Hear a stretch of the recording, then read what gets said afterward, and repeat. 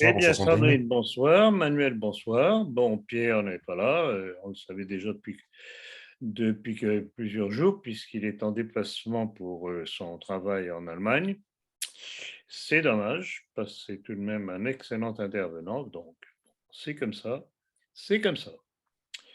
Donc, ben, je vous écoute. Il est de plus en plus évident que la guerre en Ukraine va marquer un tournant décisif pour l'humanité tout entière. Aussi, on ne peut le comprendre si on ne connaît pas le véritable enjeu entre l'Occident sous la coupe des États-Unis et ce qu'il y a derrière, c'est-à-dire la main qui dirige. Il est évident que ça se terminera un jour par un gouvernement mondial équilibré, démocratique, qui mettra en place des règles, qui dominera le système financier, ne sera pas dominé par lui. Tout ça aura lieu. Les plus jeunes dans cette salle le verront. Comme il y a une monnaie européenne, il y aura une monnaie mondiale, il y aura un revenu minimal mondial. Tout ça existera. À mon sens, l'humanité va se diviser en 3 catégories. Les nomades de luxe, qui disposeront de tous les outils de la liberté, dont on vient de parler, y compris de la liberté génétique, de devenir un autre. Ceux-là, ils vont être peut-être 100 à 150 millions, ils auront tous les moyens du mouvement absolu, déraciné, libre, mais la liberté, le déracinement sera un luxe et non pas une souffrance. À l'autre bout, il y aura 5 à 6 milliards de nomades de misère qui seront obligés de bouger de la campagne à la ville, d'une ville à l'autre, simplement pour trouver à manger.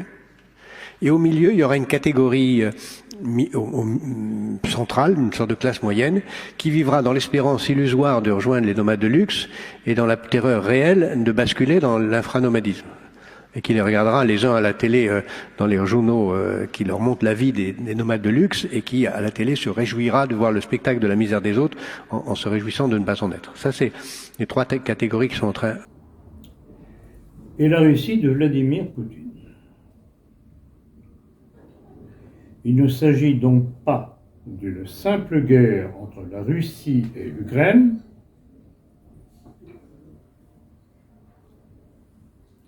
et je dirais que pour cette conférence, j'aurais pu reprendre le titre d'une conférence que j'ai faite il y a déjà un certain temps. C'était le 16 décembre 2016. Vous pouvez vous y reporter, on la trouve encore sur Internet. Oui, j'estime que c'est assez extraordinaire, cette histoire-là.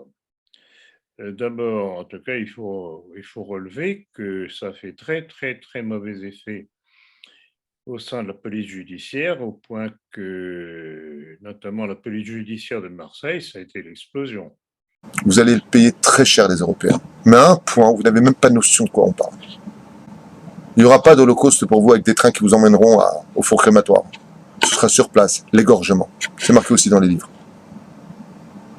Et vous n'aurez pas à fuir. Parce que tout le mal que vous avez fait à Israël, vous le paierez au centuple.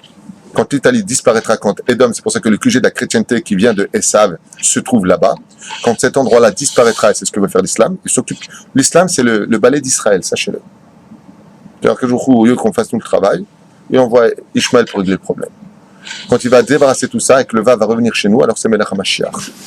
C'est pourquoi la guerre préventive d'Ukraine lancée par Vladimir Poutine va sonner, s'il l'emporte, la fin de l'hégémonie américaine et du plan mondialiste et provoquer le grand reset.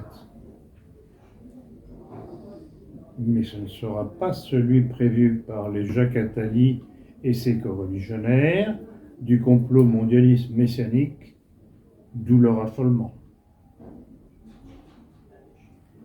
Telle est la guerre de civilisation devant laquelle se trouve aujourd'hui le monde. Merci de votre attention.